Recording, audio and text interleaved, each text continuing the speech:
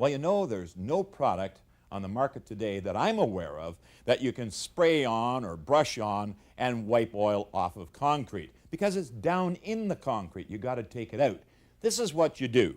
Go to your local building supply store and pick up a degreasing solution. There's all kinds of them out there. They're normally a detergent that will state on the label degreasing solution.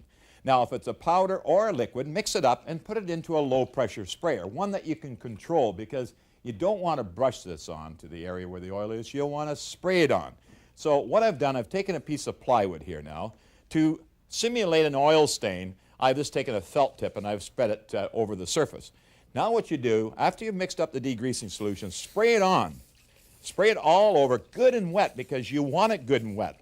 You want it to be able to go down deep into the concrete.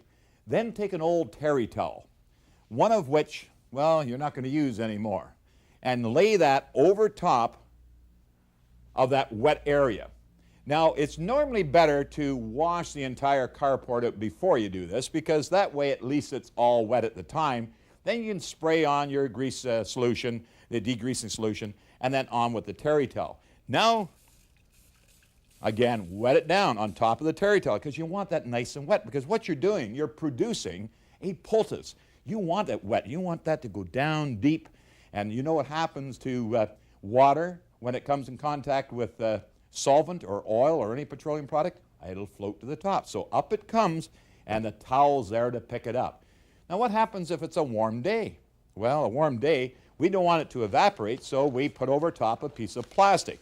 Put that piece of plastic over top, and that's going to retain that moist. It's not going to allow it to evaporate.